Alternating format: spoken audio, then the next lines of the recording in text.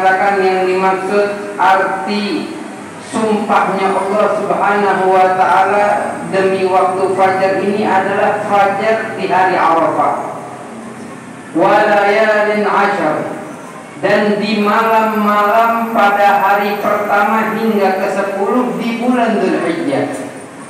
Kenapa? Karena bulan ini menjadi bagian daripada bulan yang penuh kemuliaan.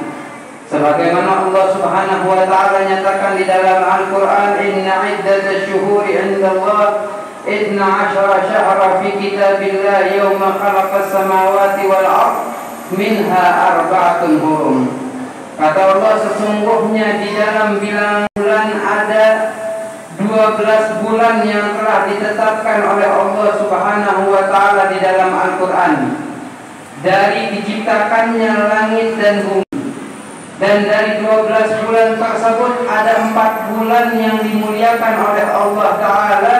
Di antara 4 bulan yang penuh kemuliaan tersebut, kita berada di bulannya, yaitu bulan Dzulhijjah.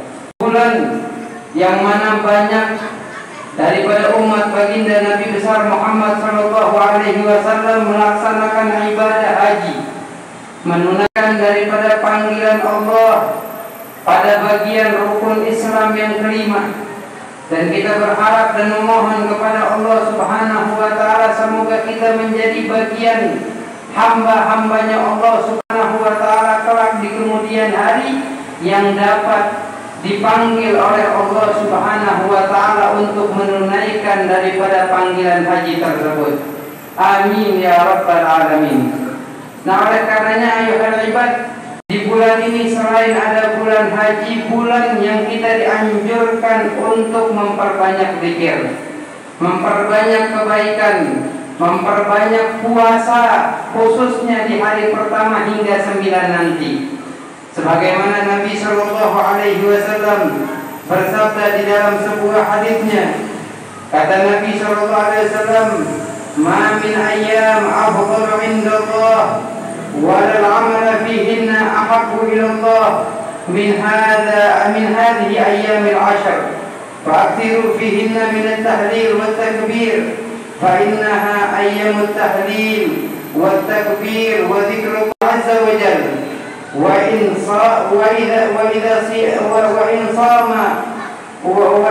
sama yawm fiha ya'dilu bi siyami sanah wal amalu fihinna yudha'af bi 700." Kata Nabi sallallahu alaihi wasallam, tidaklah hari yang paling dimuliakan dan dicintai oleh Allah Subhanahu wa ta'ala serta amalan yang paling disukai di hari tersebut, yang paling dicintai oleh Allah Subhanahu wa ta'ala, yaitu di hari pertama hingga ke-10 pada bulan Dzulhijjah. Bahkan dikatakan fa'akhiru fihinna, perbanyaklah di hari-hari tersebut dari kalimat tahlil, kalimat zikrullah azza wa jalla, dan takbir. Sebagaimana para jamaah hujjaj pada kesempatan kali ini mereka bertarbiyah, mengumandangkan daripada panggilan Allah dengan jawaban labbaik Allahumma labbaik. Dan kita di sini yang tidak melaksanakan hal yang demikian tadi, disunahkan untuk membaca tahlil daripada kalimat la ilaha illallah, memanjatkan takbir daripada subhanallah walhamdulillah wa la ilaha illallah Allahu akbar, atau kalimat Allahu akbar. Fa'akhiru fihinna, maka perbanyak daripada zikiran-zikiran tersebut di hari-hari ini, kata Nabi sallallahu alaihi wasallam. Dan seseorang yang melakukan puasa di hari pertama hingga 9 nanti, kata Nabi sallallahu alaihi wasallam, ya'dilu fi siyami sanah, dia mendapatkan pahala 1 hari dia berpuasa seperti berpuasa pahalanya 1 tahun, ya Allah. Dan kata Nabi sallallahu alaihi wasallam, wal amalu fihinna yudha'af bi 700. Amal ibadah kebaikan yang kita kerjakan di hari-hari seperti ini, di tanggal 1 kemarin hingga 9 nanti, Allah Subhanahu wa ta'ala lipat gandakan sebanyak 700 kali kebaikan tersebut. Ayyuhal ibad hadirun jamaah salat Jumat yang dirahmati dan diberkahi oleh Allah. Bayangkan kalaulah satu kebaikan yang kita lakukan dilipat gandakan sebanyak 700 kali. Lalu bagaimana dengan banyak kebaikan yang kita lakukan kepada Allah Subhanahu wa Ta'ala? Tentunya akan dilipat gandakan terus 700 kali sekian kebaikan yang kita lakukan untuk Allah Subhanahu wa Ta'ala. Oleh karenanya kesempatan yang telah diberikan oleh Allah Subhanahu wa Ta'ala jangan kita sia-siakan. Wabil khusus kita yang tidak melaksanakan ibadah haji juga jangan sampai terlewatkan. Selain zikir yang tadi dianjurkan, selain puasa yang dianjurkan, juga ada bagian penting di dalam melakukan syiar di bulan Dzulhijjah ini adalah penyembelihan hewan kurban.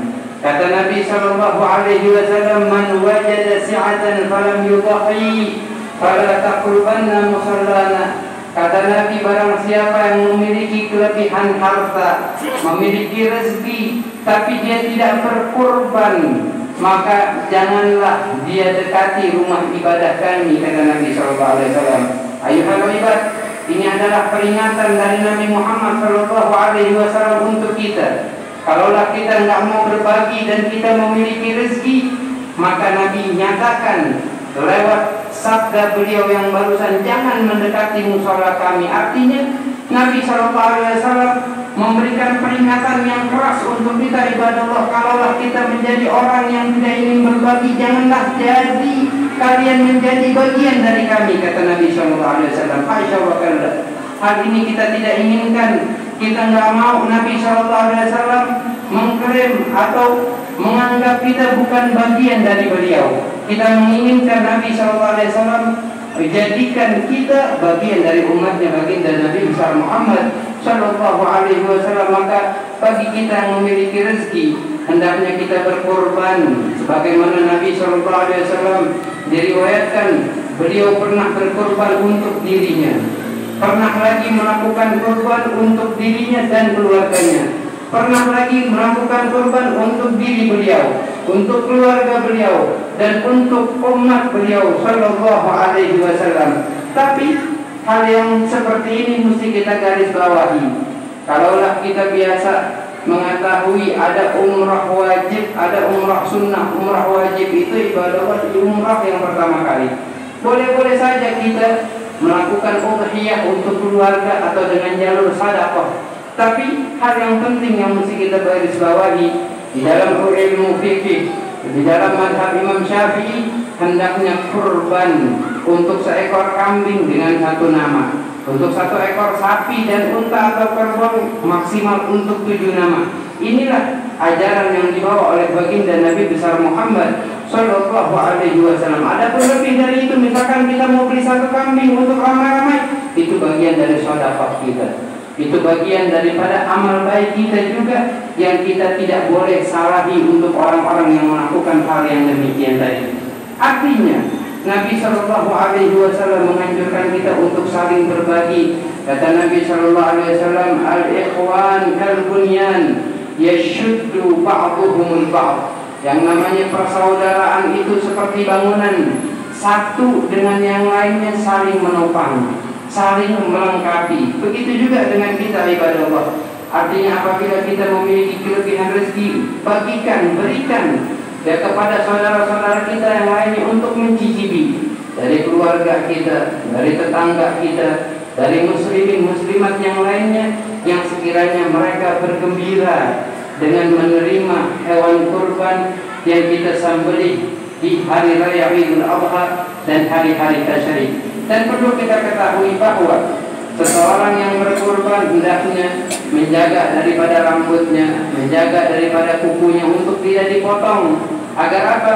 Ini menjadi kebaikan hasanah maghfirah untuk orang yang ingin berkurban. Dan kata Nabi SAW, tidaklah amalan yang paling dicintai oleh Allah Subhanahu wa Ta'ala di hari raya Idul Adha melainkan amalan ikhraqud dam, yaitu dengan kita penyembelihan hewan kurban dan mengeluarkan darah dari hewan kurban yang kita kurbankan. Itu amalan yang paling disukai oleh Allah Subhanahu wa Ta'ala, sehingga dikatakan sunnah Bagi orang yang melaksanakan hewan kurban atau yang berkurban, sunnah dia memotong sendiri pribadi. Kalau nggak bisa, minimal dia menyaksikan daripada darah yang keluar dari hewan kurban yang beliau kurbankan. Hal ini menjadi anjuran dan sunnah yang diterapkan oleh Rasulullah Shallallahu Alaihi Wasallam. Tapi pun kalau kita ada bagian orang-orang yang nggak tega atau nggak bisa melihat darah, hal tersebut pun nggak apa-apa, bukan menjadi hal yang lazim atau yang wajib, melainkan yang penting kita bisa berkorban, berbagi kepada saudara-saudari muslimin muslimat kita. Hal ini menjadi bagian daripada syiar Allah Subhanahu wa taala, sebagaimana di dalam Al-Qur'an Allah menyatakan, "Wa man yu'azzim sya'airallah fa innaha min taqwal qulub." Barang siapa yang mengagung-agungkan daripada syiar Allah Subhanahu wa taala, tanda bagian daripada ketakwaan hatinya kepada Allah Subhanahu wa taala. Semoga dengan kita melakukan dan melaksanakan penyembelihan hewan kurban nanti, Allah Subhanahu wa taala serta tambahkan ketakwaan kita kepadanya. Allah Subhanahu wa taala luaskan rezeki kita untuk bisa berkorban dan dijadikan kita hamba-hamba yang beriman kepadanya. Amin ya rabbal alamin.